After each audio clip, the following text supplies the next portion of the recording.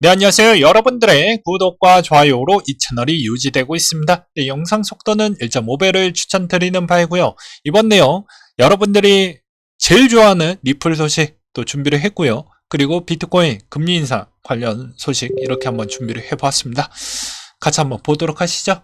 네, 이번에 빌 에크먼 CEO도 이번에 금리 동결해야 된다. 앨런 머스크도 동결해야 된다. 이런 이야기를 하고 있는데요. 일단 앨런 머스크 같은 경우에는 트위터에 대출 이자로만 1.5조 원 정도를 지급을 하고 있는 실정입니다. 그렇기 때문에 이번에 금리 인상을 또 하면 대출 이자 폭이 더욱더 부담이 되겠죠.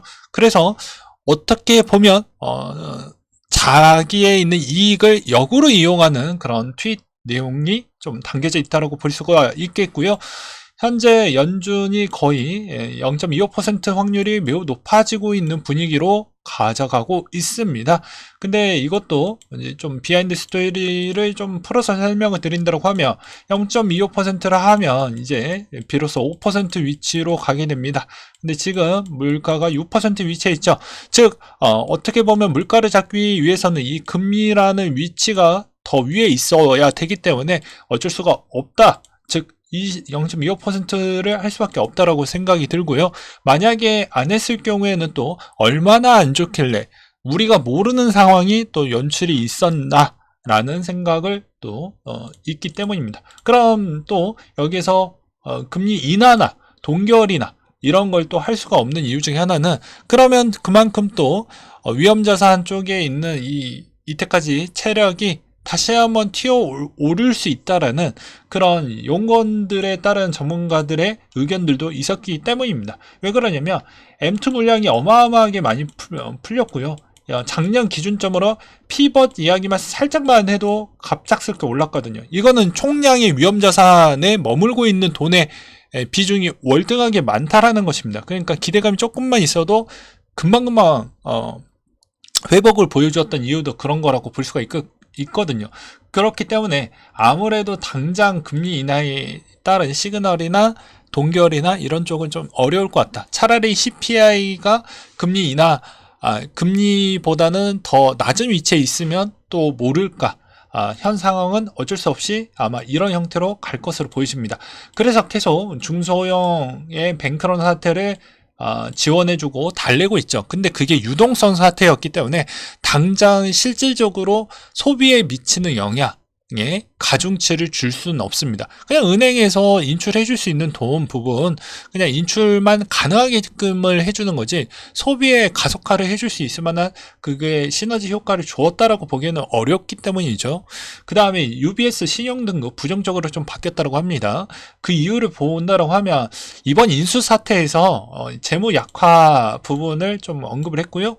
그 다음에 구조조정 과정에서 이제 새 사업의 위험 돌출도 좀 있지 않을까 싶다. 그 다음에 하나 더 뽑는다라고 하면 전문성을 갖고 있는 전문가들이 대부분 이번에 이직을 좀 많이 할 것 같더라 라는 이야기가 나와주기도 했습니다.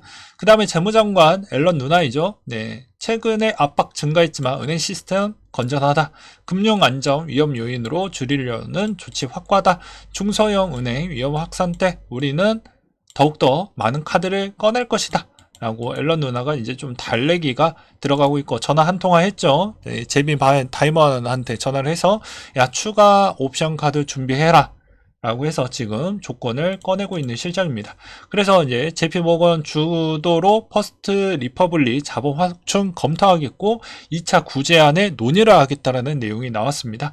근데 여기서 퍼스트 리퍼블릭 뱅크런 사태가 왜 커질 수밖에 없냐면요. 대부분 사업 구도를 보게 되면 예금 차이 비중이 어마어마하게 많았다라는 겁니다. 그러니까 내가 갖고 있는 자산에 있는 총량이 예금 비중이 높다 보니까 이거 그냥 쭉쭉 빠져나갈 수밖에 없죠. 무언가를 팔고 뭐 이런 게 아니고 그냥 순수 예금에 있는 인출 비중이 월등하게 높다 보니까 그 인출 자금 빠져버리니 문제가 발생을 한 겁니다. 오히려 퍼스트 리퍼블릭 뱅크는 그렇게 크게 문제될 건 아니었어요. 근데 분위기 타고 그냥 좀 무너진 케이스가 많다라고 보면 될 것 같고요. 그 다음에 이제 리플 소식인데요. 최근에 리플 갑작스럽게 급등을 또 보여주기도 했었죠. 보게 되면 리플 제가 녹화 찍고 있는 이 시점에서 600원 초반대를 보여주고 있는데, 이때 보게 되면 급등을 보여주기도 했습니다. 보게 되면 급등을 보여줬죠. 예. 급등 보여줬죠. 예, 많이 올랐습니다. 그래서 이 원인을 제 나름대로 또 찾아보았는데요. 저는 일단 이렇게 좀 찾아보았습니다. 아무래도 에어드랍 지원이지 않겠냐 라고 해서 보니까는 24일 기준점이니까 아무래도 그 날짜가 이제 얼마 안 남았죠. 그래서 아무래도 요 영향 때문에 요걸 받기 위한 전략으로 대부분 좀 많은 영향을 끼치지 않았냐 라고 생각이 들었고요. 그 다음에 최근에 도미넌스 추이도 나쁘지 않은 추이를 또 볼 수가 있습니다. 그래서 나쁠 건 없다. 단 이제 증권 부분에 따른 리스크는 계속 가져가면서 좀 보시길 권한다. 그럼 네가 이 주장을 어필을 하려고 한다라고 하면 뒷받침 근거는 어디에서 또 갖고 왔냐라고 물어보실까봐 또 저도 준비를 했습니다. 예, 보게 되면 자, 과거에 있었던 부분인데요. 2020년도 12월 12일 날 리플의 스냅샷 완료 시점 부분이었는데요. 이때도 12월 12일입니다. 그래서 그때 당시 기준점으로 제가 또 가지고 와봤는데, 그때가 한 요때쯤이에요. 스냅샷 시점은. 근데 바이낸스가 공지했던 시점은 11월 23일인가 25일인가 길 겁니다. 그때 당시 기준으로. 그러면 그때 이거 봐라 하니까 많이 올라갔던 것이죠. 그리고 잠깐 조정 나오고 찍고 그 다음에 쭉 내려갔기 때문에 이번에도 아마 에어드랍 시점으로 호재가 나왔다라고 가정을 하면 단기적으로 올라갔던 패턴만 나오고 다시 또 주춤하는 형태로 나올 것이고요. 만약에 이 에어드랍 소식으로 올라갔던 게 아니라고 하면 그 자리를 지키려고 할 것이다 라고 보는 게 더 바람직하지 않을까 라고 보여집니다. 근데 요즘 도미넌스 추이를 보게 되면 이 도미넌스의 기술적 분석으로 또 접근을 해본다라고 하면 좀 위치는 달라진다라고 저는 생각이 좀 들었습니다. 그래서 이런 내용도 준비를 해보았고요. 또 어떤 커뮤니티에서 또 분석했던 분이 있었는데 깔쌈하게 가자 라는 닉네임을 가지신 분이 이제 차트적 관점으로 또 분석을 해놨던 게 있는데 이거 좀 재밌어서 한번 가지고 와봤습니다. 네, 그래서 보게 되면 사토시까지 끌어내리길래 채널 하단에 찍고 반등 나올 줄 알았는데 오히려 일단 반등이 나왔다. 그래서 사토시 지금 위치는 17년도 3월 이후 4번밖에 간 적이 없는 위치로 1520 구간에서 밀리거나 터치하면 반드시 반등이 나왔다. 이거 사토시 기준입니다. 그래서 이 구간대는 미친 콘크리트 같은 구간대이기 때문에 아무래도 여기에서 조금 더 밀어서 올려치기 하지 않겠냐. 그래서 사토시 다이버전스 2중 3중을 만들고 나서 좀 올라가는 패턴이 좀 나왔고, 그래서 아무래도 이번 형태도 2020년도 11월 기준점에서 RSI 지표를 보게 되면 깨고 있는 중이기 때문에 주봉이라 좀 더 지켜봐야 되는데 밀릴 것 같지는 않아 보인다, 뭐 이런 이야기를 또 하기도 했어요. 그래서 그냥 이거는 이런 관점으로도 또 볼 수 있다라고 봐주셨으면 감사하겠습니다. 그래서 리플 내용 이렇게 또 준비를 해봤고요. 그 다음으로 이제 비트코인 또 관련된 분석 내용 또 보도록 하겠습니다. UTXO 생존기간 6개월에서 12개월 하고 12개월, 18개월 약세 교차가 좀 있었다. 온체인 분석의 관점으로 볼 때 약세 교차는 약세가 아닌 정반대를 의미를 하게 되고 강세 신호 초기인 것 같다. 여기서 중요한 점 하나가 있다고 하는데요. 12개월에서 18개월 정점에 도달하고 지속적으로 하락이 시작하지만 비트코인 가격이 계속 상승하고 중단기 약세 시그널이 발생했던 적이 있었기 때문에 다음에 비트코인 최고점을 갱신하고 수익이 나올 확률도 매우 있다. 이 패턴은 지난 4년간 관찰이 되었고 반감기 4년 주기에 진행이 됐던 부분도 없지 않아 있었다고 하니까 참고하시기 바라겠고요. 그 다음에 카카오 논란은 여전히 계속 나와주고 있는 것 같습니다. 이제 최근에 카카오 관계자 블라인드에서 나왔던 내용이었는데요. 여기서도 CFO 임원들은 라고 같은 거 다 무시하고 원래 주식이나 인생 다 가져가는 거냐, 우리 돼지로 보는 것 같다. 임원들에게만 한없이 좀 후한 보상이 좀 이루어지는 것 같다. 누구는 스톱옵션 마이너스의 존모인데 얘네들은 또 이거 라고 풀어갖고 또 다 헤쳐먹는다 뭐 이런 이야기로 들리기도 하더라고요. 그 다음으로 이제 라울 8씨가 1년에 5만 달러 이상 회복할 것으로 보여진다라는 이야기를 하기도 했습니다. 이제 그는 이렇게 또 해석을 했는데요. 은행들이 유동성 위기를 맞아 파산으로 이어지는 가운데 금융위기 가능성이 고론이 되기 때문에 아무래도 비트코인 쪽으로 갈 확률이 매우 높다라는 이야기를 하고 있는 실정입니다. 그리고 아크 인베스트는 코인베이스 주식 일시적으로 매각을 좀 했다라고 하는데요.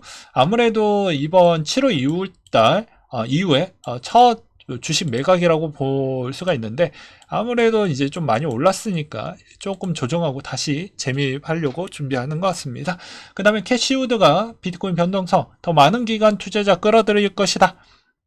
비트코인 주식 시장과 다르게 움직였다는 거 사실 매우 고무적이고 디지털 자산에 투자해서 포트폴리오 다각화하려고 하는 기관 투자자들이 꽤 많이 생길 것으로 보여진다 라고 되어져 있는데요. 이 말은 신뢰도가 매우 높은 것 중에 하나가 이 자료로 충당이 됩니다. 자, 주식, 채권, 부동산 포함해서 이익률 가장 선두를 달리고 있죠. 네, 그렇기 때문에 상당히 매력이 있는 투자 방식이라고 볼 수가 있습니다. 그리고 가장 시장이 안 좋음에도 불구하고 비트코인 여전히 좋은 강력한 가격을 방어를 해주고 있는 위치이기 때문에 그렇게 또 볼 수도 있고요. 그 다음에 미국 국세청 NFT 세금 징수 고려 중이다. NFT 세금 부과일지 여부에 고려하는 있는 것으로 나타났다. 세법에 따라 NFT 부과에 따른 피드백을 받고 있다. 6월 19일까지 피드백을 받아서 나올 것으로 보여진다라고 되어져 있으니 아무래도 이제 가을에서 겨울에 어떤 이야기가 나와 줄지도 좀 봐야 될 것 같고요. 그 다음에 비트와이즈 장기 투자자 대상 비트코인 선물 ETF를 출시한다라는 것과 아비트럼이 에어드랍 대상 명단 공개 137개 다오를 공개를 했다라고 합니다. 그래서 출시를 하고 3월 23일 커뮤니티 에어드랍을 진행을 한다라고 하니까 여기 잘 참고하시길 바라겠고요. 그 다음에 아비트럼 상장했으니까 어떻게 보면 여기서 또 재미난 점은 무엇이냐면 아비트럼에 있는 락업 물량이 다 나오는 시점은 3월 그 다음 내년에 3월 23일인가 25일 기준점이니까 저라면 만약에 아비트럼을 가지고 싶다라고 하면 내년 3월 25일 이후에 저는 매입할 것 같아요. 예. 그 다음으로 서클의 프랑스에서 암호화폐 사업 라이선스를 신청을 했다라는 것과 미국 재무부 위기 확산 대비해서 예금자 보호 한도를 상향 검토하겠다라는 내용이 나와주기도 했습니다. 자, 이번에 보게 되면 또 비트코인 관련 비트코인 잔고 추이를 보게 되면 좀 줄었죠. 한 3,000개 정도 줄었습니다.